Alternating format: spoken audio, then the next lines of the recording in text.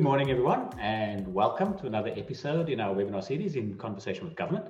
Thanks to our friends at the Western Cape Government for another fantastic collaboration. So COVID-19 has obviously been a disaster, to state the obvious. It's been a simultaneous health, economic and social crisis, and it's placed enormous strain on public services and underscored dire levels of inequality that still persist in South Africa.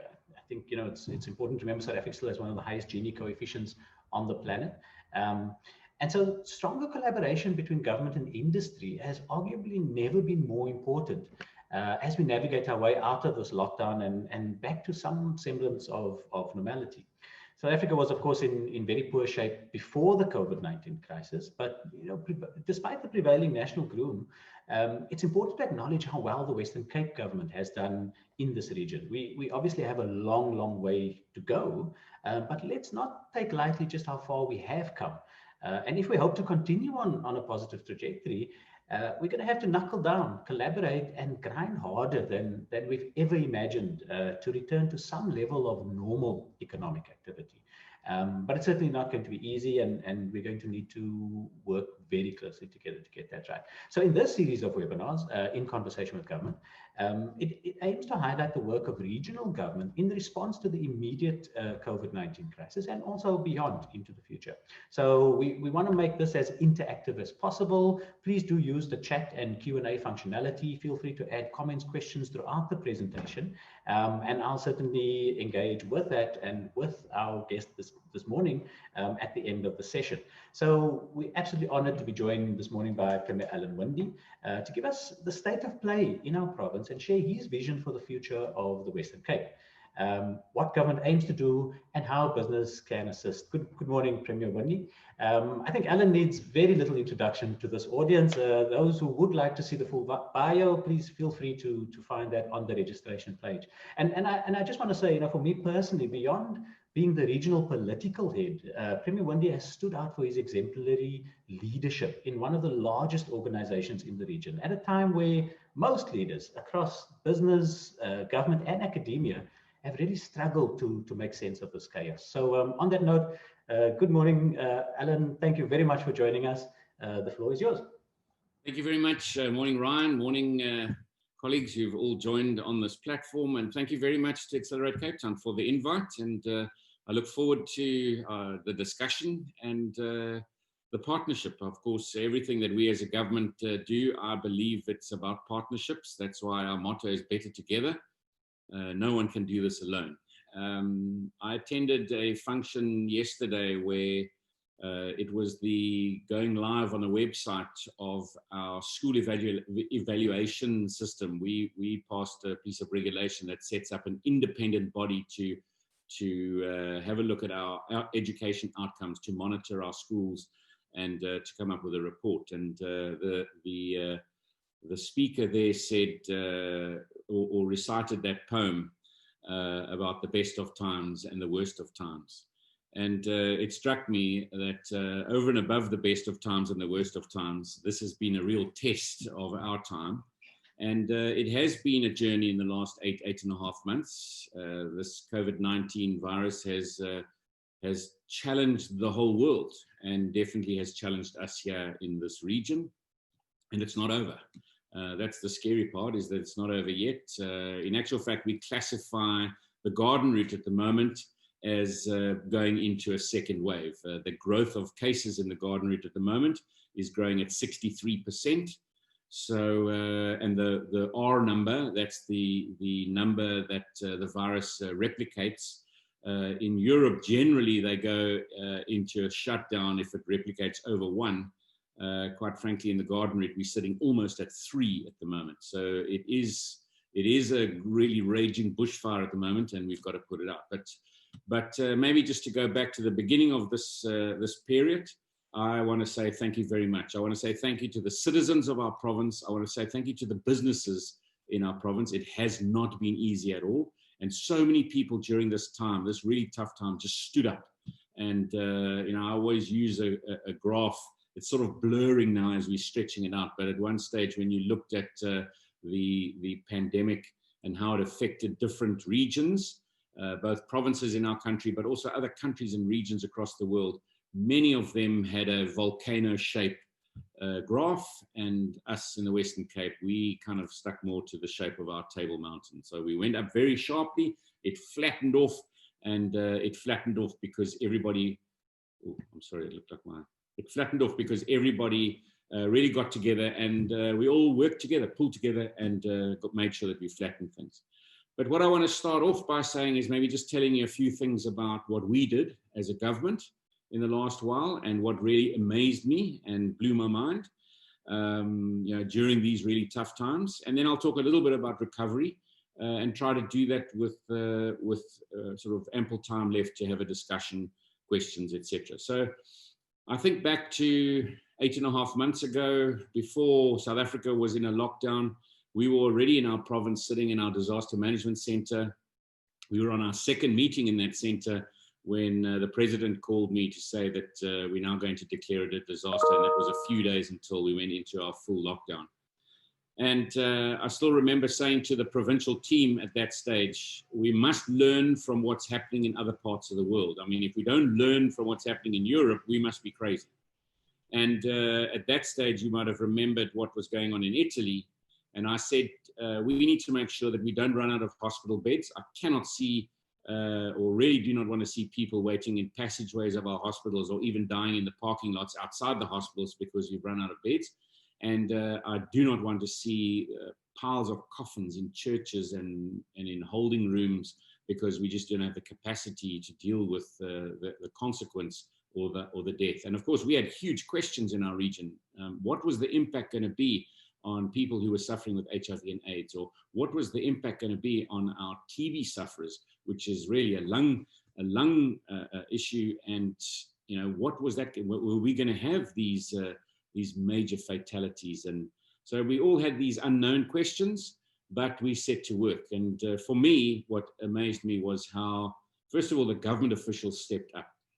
Our system of management was a Sunday was strategy.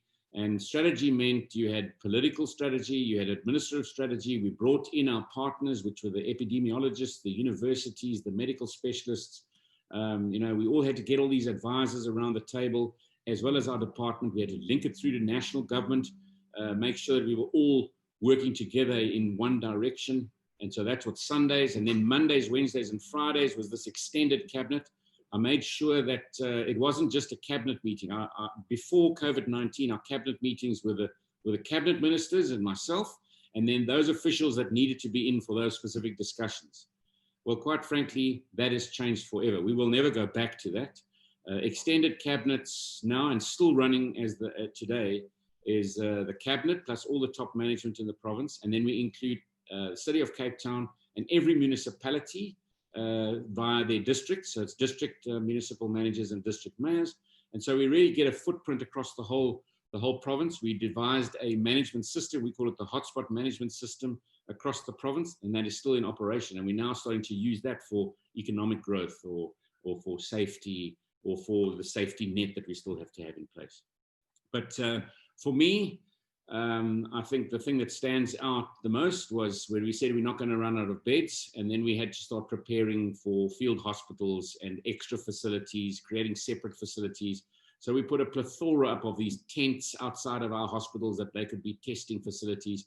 But the real innovation came is when we started building our field hospitals. The first one in Khayelitsha, the second one in the CTICC, then one out on the R300, and then one was a conversion of a hospital out in the Winelands. And I mean, what that showed us, number one, is that we can actually build an 862-bed hospital in 6 weeks. That was the CTICC partnership. That really amazed me. When we built the Medicines Sans Frontières partnership in Khayelitsha, we invited the national minister to come and see the hospital at the opening. That was going to happen on the Tuesday. And so on the Saturday, I decided to just go and have a look. I don't want to be caught short. And so I just popped in unannounced at the hospital to go and see our readiness. And when I was there, I'm sort of walking around talking to people busy getting beds sorted out. And I meet this lady and I say to her, hi, ma'am. So what are you doing in getting this hospital ready? So she looks at me and she says, but I'm in your department, Premier. So I said, oh, I really apologize. I didn't know that. What do you do? And she said, I'm in the IT section. And what we've decided is that this hospital needs to be Wi-Fi enabled. We don't want patients in here not to be able to connect to the outside world. And so I got to meet her team, who normally sit behind computer screens in an office in town, and they were up ladders putting in the Wi-Fi. They were connecting everything. They made sure that the X-ray machine could go to the tablet at the end of the bed instead of having a clipboard. And these were just government officials who just stood up and said, we're going to go and make the difference. And, so these are the kind of things that happened. We delivered medicines to people's homes. So a problem was that, you all know it, patients used to queue outside our hospitals from 4 o'clock in the morning, or our clinics, to come and get their medicines. Who were they? They were elderly, and there were people with comorbidities. They were highly at risk. So we did a partnership between the Gates Foundation, Uber, our government, and local NGOs. And we now deliver medicine to people's homes if they're at risk. And we've delivered over 700,000 medicine parcels since the start of this pandemic. Our hospitals are now all Wi-Fi enabled. That's now become something reversing back into our normal medical system, so that we're leapfrogging some of the technologies. I think what we achieved with diabetics, they were the most at risk from comorbidities. Initially, if you were put onto a ventilator and you were diabetic in one of our hospitals, in the very beginning, if you went onto a ventilator, you didn't make it. Then we managed initially to get it down to 28% was your chance, or 28% was a chance that you weren't going to make it. Today, it's less than 4.5%, with all of the innovations that we brought in, high pressure nasal oxygen, getting ahead of the curve. We even hospitalize diabetics now, even if they're not COVID positive, but if their sugars aren't managed, we put them into the system, get their sugars under control, so that if they do contract the virus, we're way ahead of the curve, and we've reduced the risk right down. We put a dashboard together. I know that many businesses use that dashboard. It's still operational today, and even won an award competing with private sector innovators during this COVID-19 time. We got a silver medal for the dashboard that we put together. We built a partnership with the taxi industry. Normally government fights with the taxi industry. Well, we put a partnership together called the Red Dot system, where nurses would book a trip in a taxi on an app. These taxis would be parked at a special depot, deep cleaned. And this partnership is actually going to lead to a new way of public transport. And we're busy working on that at the moment. We call it the Blue Dot system, where we actually do have some incentives in place to actually get a responsible, cost-effective, efficient taxi system linked to our public transport system. But we learned a lot, and more than 110,000 nurse trips for up to 5 nurses in a trip that we've got nurses to and from our hospital safely. I think food, and this is where the private sector came in and did an amazing job as well. More than 15 meals delivered in our schools, more than 8.5 million meals delivered, despite huge pressure to stop feeding people during schools shut down. We created new relationships with unions. We had weekly meetings with the unions. We had faith-based meetings every Friday evening with all the faith-based organizations. I mean, really, it changed how we went to work. We worked very differently. Predominantly, our staff were frontline. That was the major people that worked in. We got 84,000 people work for the provincial government, and most of them in the frontline services. And we had to keep them,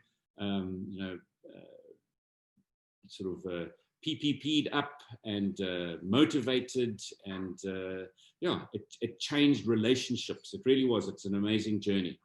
And I think as an overall, I was really impressed by what we managed to achieve, the innovation that came in, and really we changed government forever. I'm not going to say more on that. I'm going to say what we've got to focus now is recovery, and that's our big focus. So what are we going to do? And I've already sort of announced it in the legislature. We've got to focus on the economy. So that's number one. We've got to claw back the jobs that we've lost. We've got to find new ways of attracting investment, despite all of the pressures that we are under as a government. And we're only a regional government, so So of course, what do we do in this region differently? So it's jobs. And then my main priority in making sure we're enabling this environment is safety. I was always the jobs MEC, but one of those big barriers to us getting to the next level in our region is the lack of safety for our citizens. So we have 4 million murders in our region. I don't have to tell you about the GBV pressures that we have, just crime in general, the cost that it has on doing business and lives and society. So safety is our number 2. It still remains a big focus of mine. And then the third item that we are focusing on as a government is called dignity and well-being, because you've got to have the safety net. If you've lost your job in this time, where's the dignity? What can we do? And how can we support communities so that during this time of recovery, we're getting the jobs back, we're growing our economy, it's being done in a safe way. And of course, we've got that safety net and the dignity that goes with it. So those are our 3 focus areas. I'm saying to the team, my motto inside in government is don't slip back. We've done amazing things with regard to innovation and management. Let's keep that going. It's a sort of a foundation of going forward, making sure that it's safe in the new normal, but we're going to use the same energy that we had with averting this crisis or doing the best we could in the middle of COVID-19, focused on the new 3 areas. So as I said, our management system that we put in place during COVID-19 is still a management system that we're using. So that full extended cabinet carries on meeting every week, and we have various themes that come in now. So it'll be the jobs theme or the safety theme, the dignity theme, the COVID theme, which is also carried through as one of the 5 streams. And then the 5th one is just governance and making sure that we're getting all of the other stuff right. And maybe on that also being the first region to put out our complete transparent PPE procurement. And we've already now done the fourth report on PPE procurement. And the idea is that in the very sort of close future, we actually want to do that on all procurement. So it's not about just understanding who supplies what. We can actually go down to see what price it was supplied at.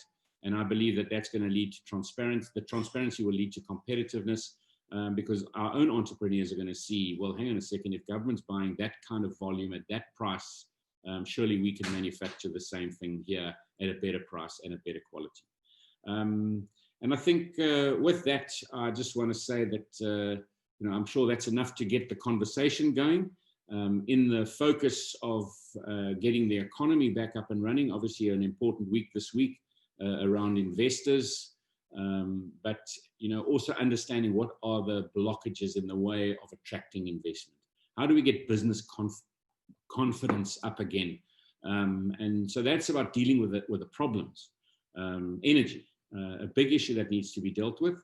And I think the sort of map of energy provision and the opportunity of energy provision is changing very quickly now within our system. And so obviously this is where the private sector gets involved. And definitely I'm really excited that we've managed to move these changes. We're now going out very shortly next month into the 5th round of the REAP process. So that's a further round of renewable energy coming into our system. But for me, even more exciting is how we can get small generation happening at municipal level.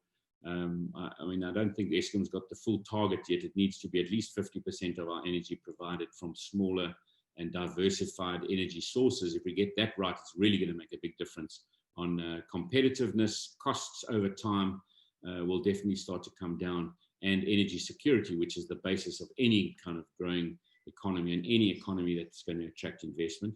I think linked to that energy for me, which is also quite exciting, is in our own industrial development zone, this SEZ in Atlantis, the green zone. They should be going out to tender very shortly, if they haven't done already, on providing energy for Atlantis, for the green zone, because it's pointless having a green economic zone and not having green energy provided. And so that tender will go out. It's probably going to be gas to energy. I also think what's happening with the second find and the investment coming with Total off the Mossel Bay coast also is creating a huge opportunity for energy into the future in that region, and then of course linked through to Saldanha Bay and the development zone there. gas to energy, even in Atlantis, is probably going to have to come in via Saldanha. So, I mean, there's some really nice opportunities of creating positive futures out of the negative environment that we find ourselves in. And of course, we look at all of these issues, public transport, how we've got some further commitments now from national government to get the central line up and running again. And of course, we also have taken strides going forward in getting it decentralized, which is what I want, decentralized into a transport authority. And then maybe the last or second last thing I'll say on the economy is that from a government point of view, I also believe that as our provincial government, I started off 11 and a half years ago as the Minister of Finance in this province. And in that stage, I said, we need to stabilize our province. We're not going to have, we're not going to borrow money. But we are going to focus on infrastructure spend, etc. But right now, it is time that our province breaks from that tradition. We are going to look at an infrastructure entity, and we want to look at borrowing money to really kickstart, and obviously borrowing money not for social infrastructure, but it must be for economic infrastructure. And so as a province, we want to, we're busy with that process now of looking at that infrastructure entity and going into a borrowing space. And then perhaps last of all is how do we engage with business on understanding red tape reduction? Now, it's been something that I've focused on for a long time. And I must say that I'm quite proud of what the team have achieved, but we haven't got anywhere near where we need to be. So I think our team has been very good at understanding or taking and being responsive to someone with, this is my problem, and then going out and trying to fix that red tape problem. But the problem, the sort of causality we haven't been fixing properly is, why is the problem there in the first place? And how do we remove that regulation or legislation? How do we create a better ecosystem, an environment that promotes investment, that lifts that business confidence index? And so I think that's an area where Minister Mania now is being tasked with this, is how do we take it to the next level? We have learned a few lessons in the last few months. It did slow down with COVID-19, but in the beginning of the term, 18 months ago, I partnered with Harvard University on the problem-driven iterative adaptation, a fairly new way of dealing with real sticky problems.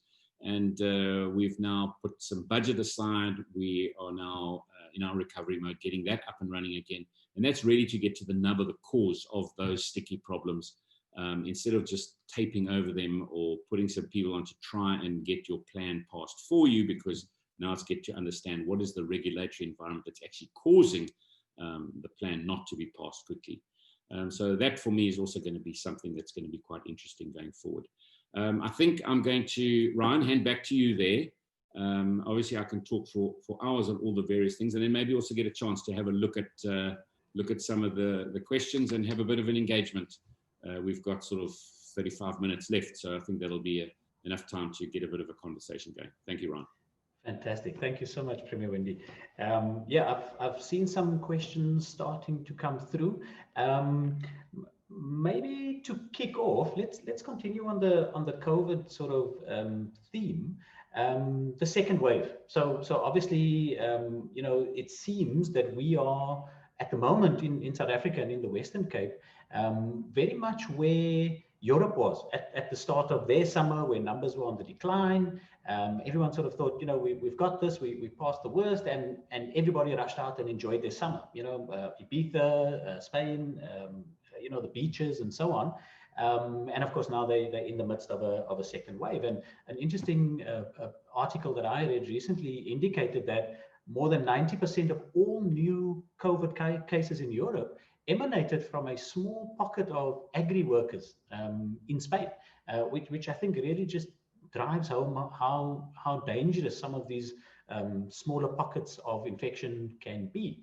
So as we head into our summer, and with the Garden Route sort of being a significant hotspot at the moment, but also a key local tourist destination, any ideas or concerns around what we might be able to do to contain this? Because I think the general consensus is we absolutely cannot afford another lockdown in this region.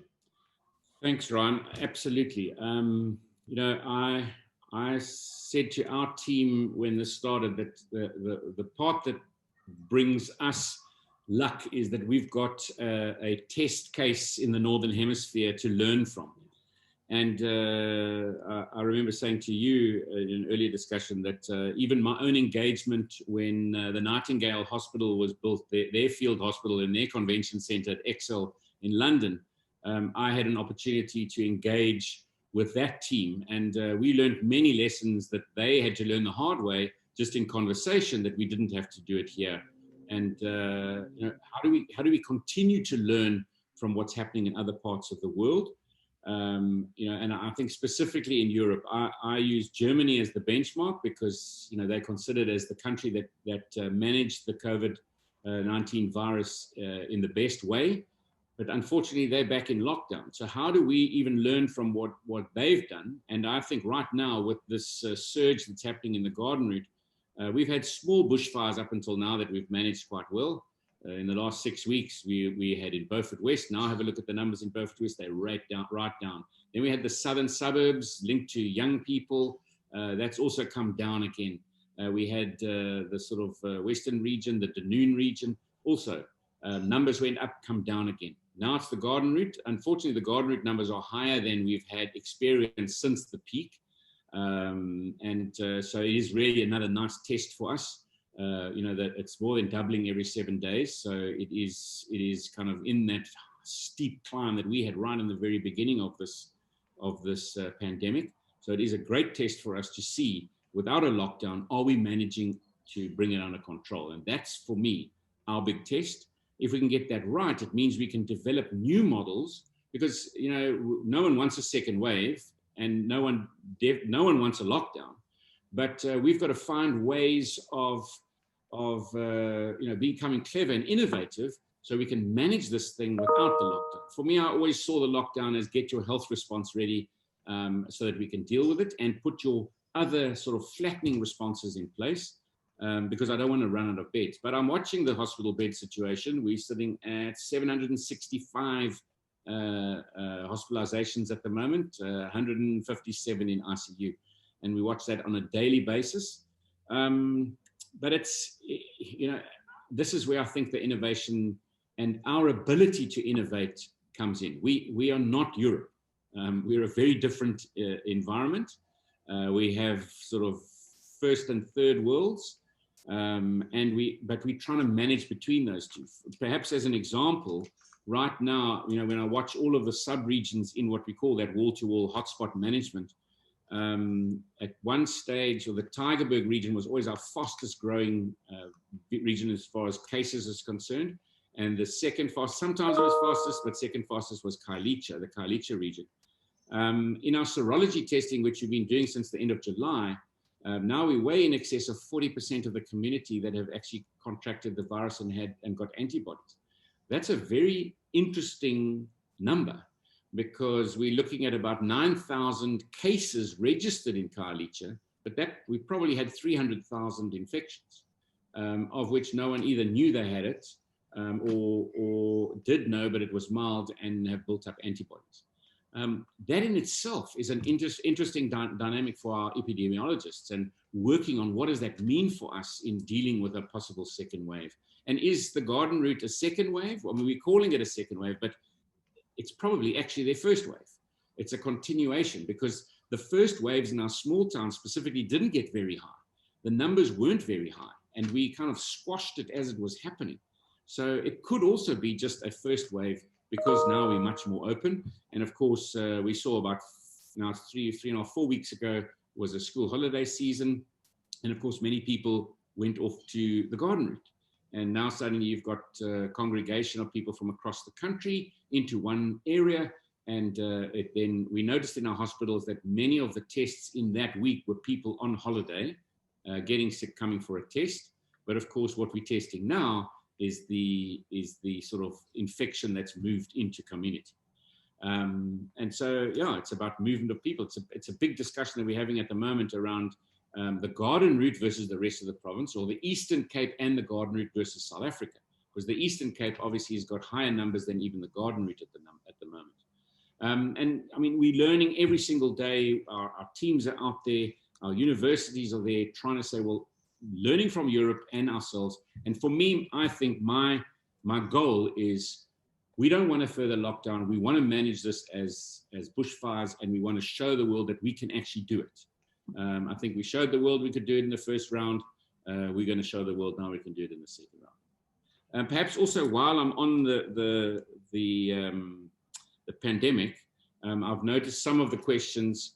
First of all, the one about vaccines. So it's already now a week ago that I was in discussion around vaccines, and once they're available, how do we move them around, the logistics. We do in this province have, and when they're looking at Africa and saying we don't have the capabilities, but in this province we do. In actual fact, we've got to reverse our agricultural cold chain capabilities. But there is another side to it, and the initial temperatures that they're talking about are very difficult to manage. You know, if you want to have a minus 70 degrees, I mean, that's not agricultural cold chains like -4.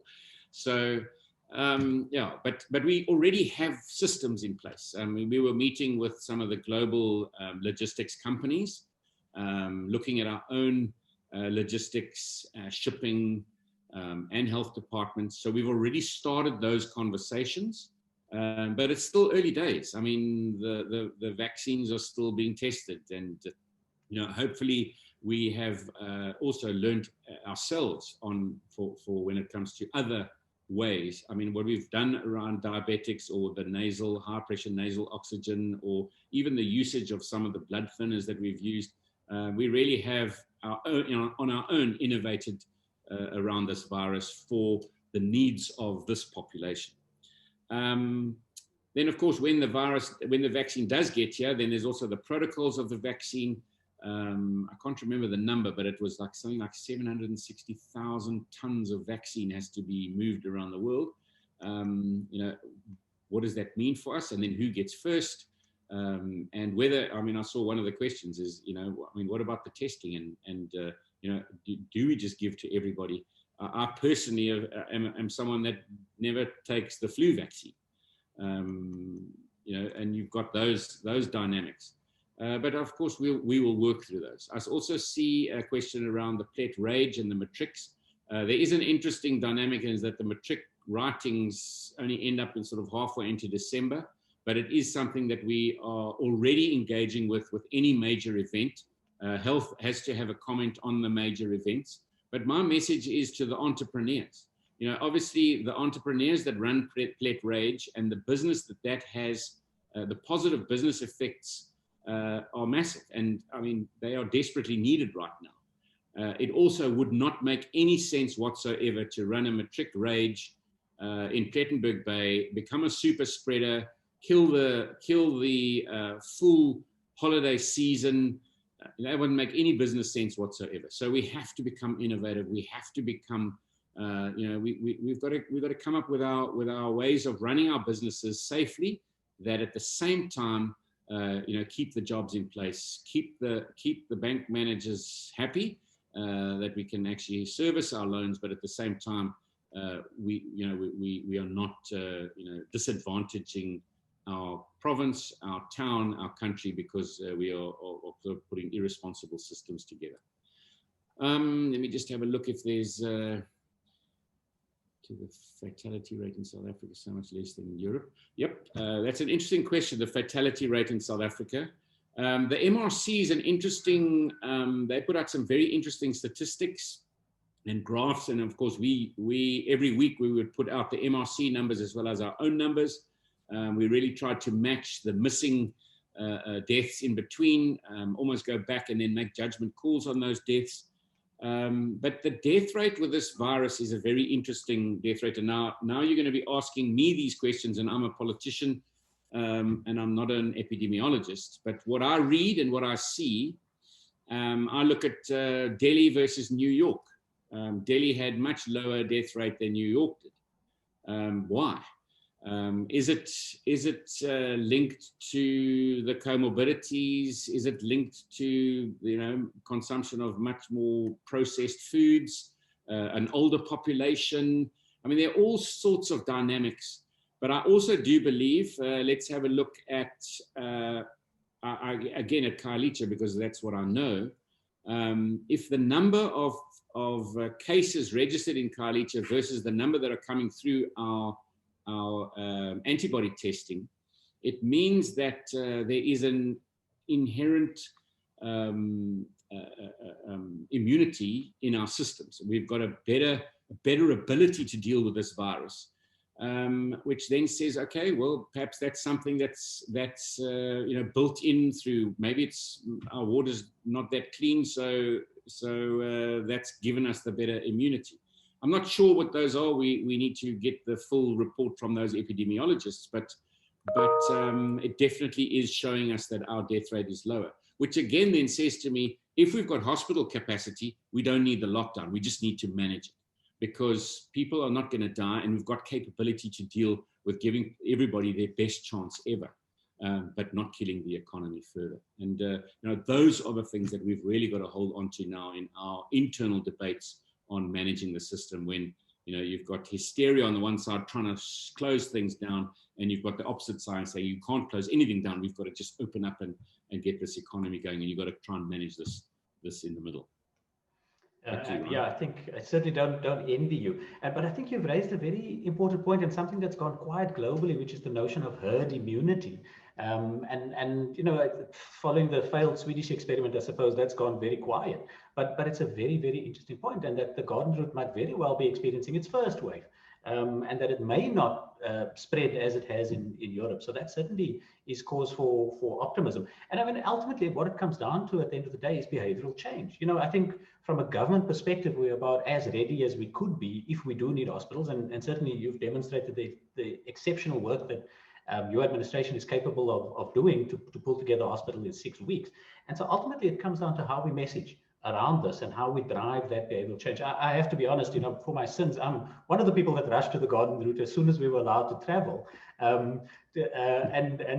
Fortunately, I avoided all of that. But you can see how that kind of behavior becomes almost automatic for people at the first chance that you get. And so I think it becomes very important, even from a corporate perspective, where we have thousands of employees, to have positive messaging to those people to drive the kind of behavioral change and the kind of awareness that will be required to prevent the European sort of scenario. So okay, Ron, it's quite, yeah. If I look in the chat box, I look at Antoinette's question around people aren't wearing their masks, and then I look at Deborah saying, if we've got so many asymptomatic people, and we've got effectiveness management in hospital, why would we ever consider a lockdown? The one thing that the lockdown did was it got behavioral change forced upon everybody. And that's the problem. So the one question is, well, no one cares, just let it go. And then the second one is, well, we don't ever need another lockdown. The problem for me is that at what stage, and I've said it now and I'll say it again, I do not want a lockdown. I don't want it. Our economy cannot afford a further lockdown. And that's why we're working so hard at making sure that we can manage these bushfires. But it's got to be a co-responsibility. I said to the citizens in a press conference two weeks ago, I need a new deal here. The deal is you play your part, we'll play our part. We don't have another lockdown. We keep the economy going. That's what we need. So how do we get the correlation between those two questions? No lockdown, but quite frankly, we do need some responsibility. Yeah. And so I'm going to ask a question and just see what people think about this. If you get, so for example, this is in 2 years' time or 3 years' time, the virus is sorted out, it's no longer an issue, and you're going to get a common cold or flu, are you going to wear a mask? Yes or no? And I sincerely hope that as people here in the southern tip of Africa, that's what we do.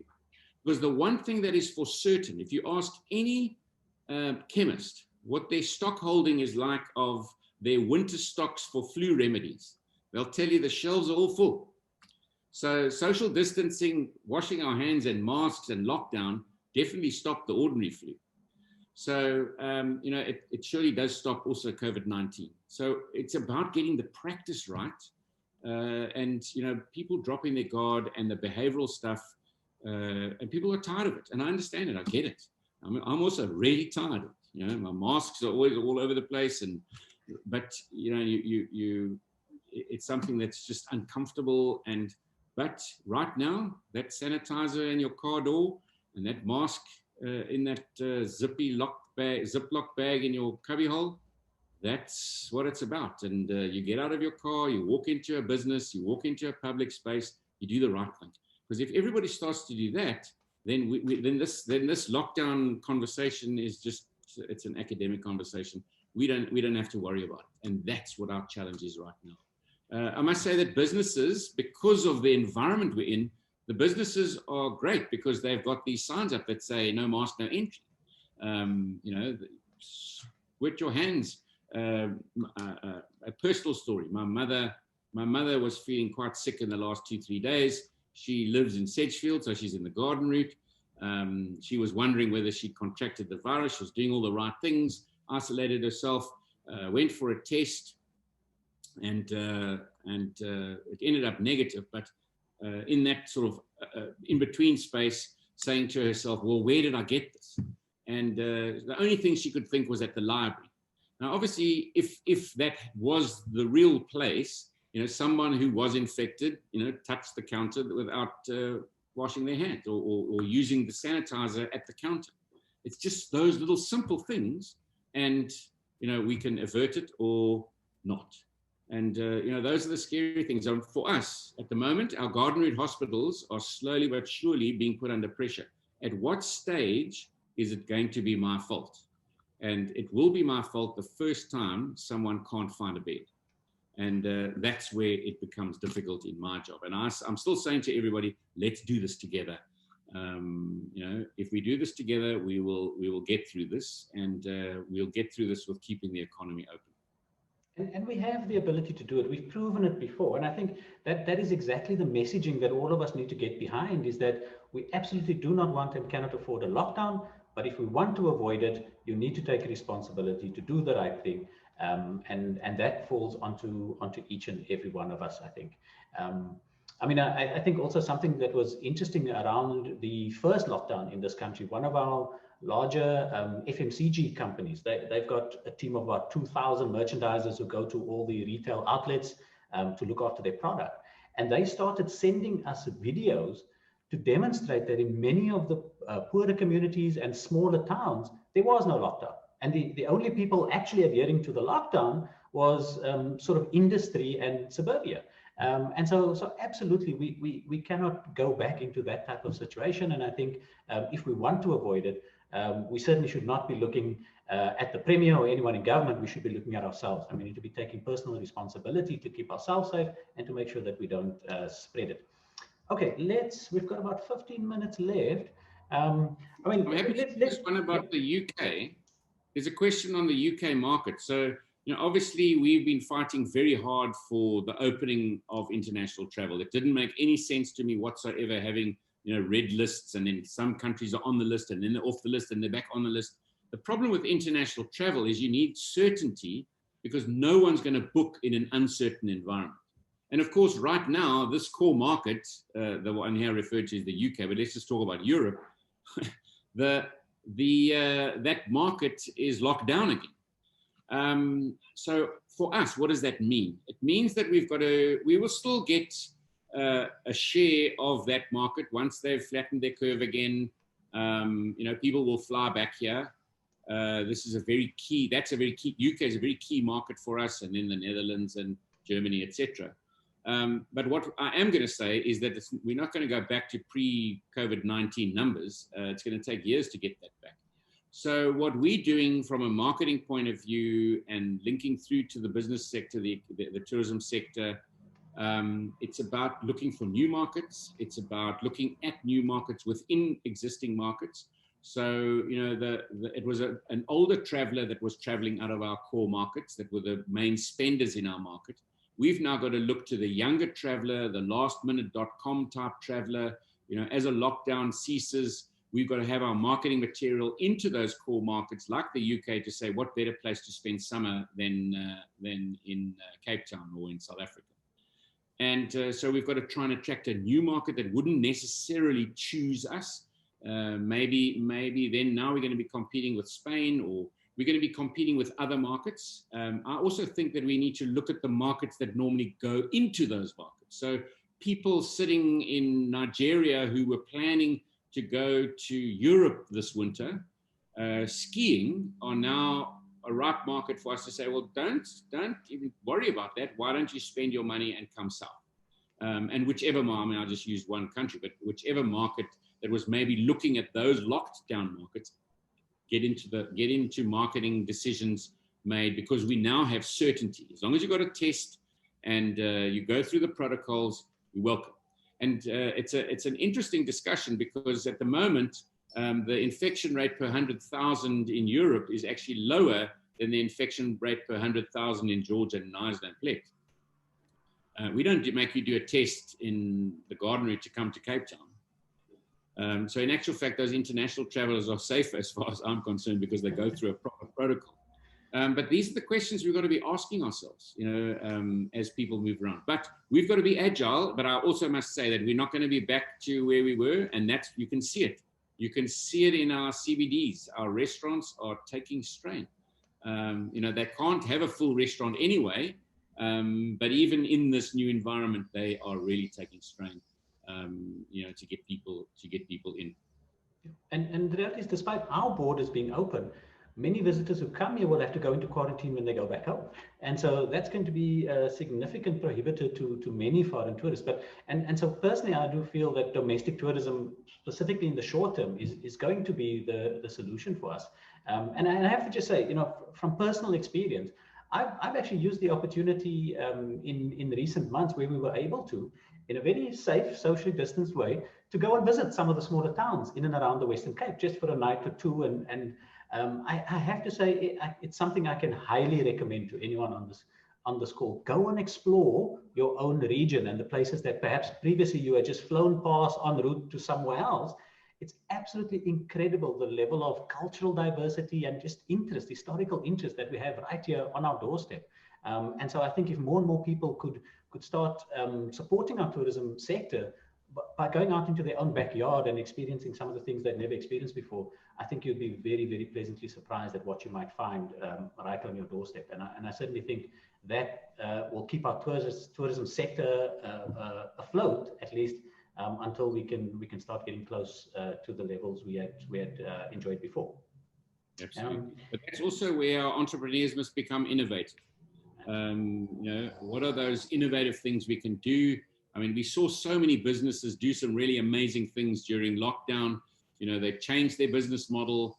They really became innovative and kept the doors open, kept staff employed. And that's really great. We need to celebrate that more and more and more. And so now is also the time. Now is the time. It's also the time to, I think, reinvent and relook at our region. I was at the launch the other day of our Silicon Cape, as we've been working with for such a long time. But this innovative region that we've got, it is the tech capital of Africa. I mean, you look at all the various studies, and this virus has now created a launch pad to leapfrog any of these companies. I mean, there's a new way of working. The whole world is evolving and changing right now, and there's huge opportunity within that evolution to come up with new things. So already, I mean, we are rated in the top 4 or 5 in the world when it comes to fintech. I mean, we've got some amazing fintech businesses that have come out of our region, the global players, and also players here that are really, you're starting to see them make their mark. What are those other businesses that have come out of this ecosystem? Whether it's medtech or agri-tech or, now's the opportunity, and we've got an ecosystem that enables that. And that is also a discussion between business, between government, between our universities, to actually make sure that we are at the head of, or at the front of this sort of evolution. And that's also why these kind of platforms are so very important. The Czech organization where our universities and government actually get together, and I say to our team, I think we've got to do a lot more. That ecosystem is definitely not where it should be. And I say the same thing between business and our universities. That ecosystem is not where it should be. I think of, I was in Bangalore in India quite a few years ago and had a look at how the University of Bangalore and the businesses in that region have got that co-location, R&D space and innovation space. And it really does. It leapfrogged global companies out of India. I think of what they do in Holland at Brainport in Eindhoven. That was set up many years ago by Philips because they were losing market share. They needed to reinvent themselves, and I mean, then from there they moved into health, but they created an ecosystem where universities, business got together, and I mean, they have a measurement on how many patents were registered yesterday. That's how they measure themselves, and it is about collaboration. It is about identifying problems and then finding solutions for those problems. I think that's our opportunity now, is how do we get that ecosystem into I mean, I'm not saying it doesn't exist, it exists, but I think we need to almost up our game in that ecosystem so that you know, when business is talking about their three biggest problems, what are the universities and government doing about that? And how are we sort of, you know, engaged in that conversation so that we are enabling that next stage?